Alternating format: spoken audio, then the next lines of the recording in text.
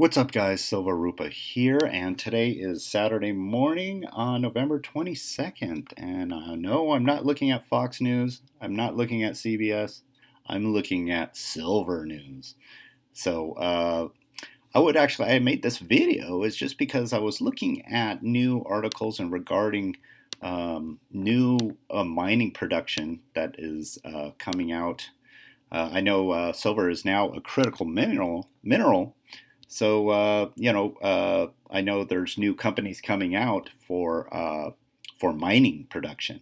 But just remember, with mining, it can take upwards of 10 to 15 years to just start the mine. So I don't think you're going to see much of an increase in production. Um, Maybe in other countries, but I know in the U.S., silver is very hard to mine. A lot of environmental impacts. And the reason I say that, here's actually a video. This is actually a really cool video. This is you've probably seen this Ghost Living Town. This is actually a guy that goes into an old mine here in Lone Pine. Lone Pines are just about an hour and a half north of here. This guy's a big YouTuber, but he actually goes into this mine. He actually uh, found a vein of silver in this old mine, and he brought about 10 pounds back, and he actually breaks that rock down to 1 ounce of silver. So he shows the process on what it takes to actually make silver, actually to refine silver to that 3.9 fine silver, and it's not easy. It's not easy. Mining is not easy, and you can tell after watching this video is if you're doing this on an industrial level, you're going to have to dig massive amounts of earth, and it's not just earth, it is rock. You have to break massive amounts of rocks, lots of refining. So I can see the impacts that it can have on the environment. But I think in other countries, such as Mexico, they mine it a lot easier. And Mexico is actually produces the most silver out of all countries and has the largest reserves in the whole world. Yes, Mexico. So they produce the most silver out of all the countries in the world, which is pretty amazing to me. So this is a cool video to watch, Ghost Town Living. You should check it out. And this is a really exciting video, a cool video to see the process it takes just to break down the rock down to a 3.9 fine silver. So anyway, you should check that out. Anyway, so annual mining production is only about 850 million ounces. I think it's a little higher than that, but then you also have an additional from recycling. And here's a little graph here by year on how much silver is mined. And you get about 200 million ounces from recycling, so you get about 1 million ounces. Now we're in a deficit. We actually use uh, more than that with industry. So we're in a 200 million ounce silver deficit per year. And I think that's just going to get worse with a lot of the new stuff coming out. You have the Samsung batteries. I mean, you just think about Tesla and how much cars they sell, and they use about an ounce of silver per car. I mean, that's just looking at one company, not even a company, just a sector of that company, Tesla, on just making EVs, which is crazy. And Samsung, apparently, they're having a new silver battery that's supposed to be a better conductor, a better battery overall, uh, coming out soon. So there's a lot of news on that. So, man, if you look at this, 1 million ounces is utterly nothing in comparison to the industrial demand. I mean, that is nothing. I mean, just us silver stackers. I mean, we buy a lot of silver, and this is crazy. Just the amount of that silver is only running at $50 an ounce. I mean, that is just amazing to me. So, looking at all these new articles, I mean, I was reading on GovMint, 26,000 metric tons of silver were mined globally in 2023. I was like, That doesn't make sense. How come it says it's just 850 million ounces? But if you actually do the calculator, 1 ton, metric ton of silver uh, equates to about 35,000 ounces. And you multiply that by 26,000, and it comes to 832 ounces, 832 million ounces. So that's right.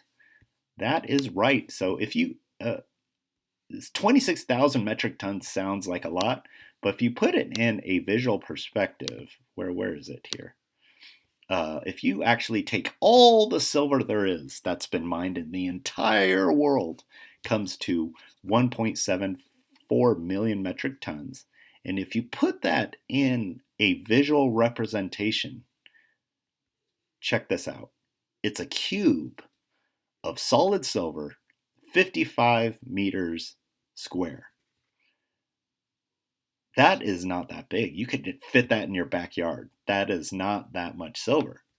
It sounds like a lot, but it's actually not. This is a good representation on how much actual silver has been mined. Now, this doesn't represent how much has been used in industrial applications. So this cube in available silver is probably less than half of this. So anyway, oh yeah, I just made a video. You should check this out. These are the new Canadian Grand Maple 5 ouncers. I just received those yesterday, and I made a little video on those. Really cool, really cool. These sold out in probably like half a day. I'm glad my friend told me about them, but I just received them. I made a little video on them. Really cool coins. Low mintage. I think they only made what is it? Was it a 1,000 of these? I believe it was. Oh, actually, hold on. I think these were minted. I think these were only 100, if I remember right. I'm going to have to look back on that, but the very low mintage sold out really quick. So, anyway, going down the line here, just if you look back to 2016 to the present, the production hasn't. Okay. Hasn't increased by that much. We're only running at about 835 million ounces in 2025 and 200 with recycling. And yeah, that's where we're standing now. And I believe it's about the same. It's going to be the same in 2026. So yeah, I was looking at other people are looking at silver mine production companies to invest in, but I mean, just imagine with the startups on that. I mean, they're not going to start making any money for 10 to 15 years. So I think that's going to be a bad investment at this time, unless you can get in really early and just hold it for 10 to 20 years.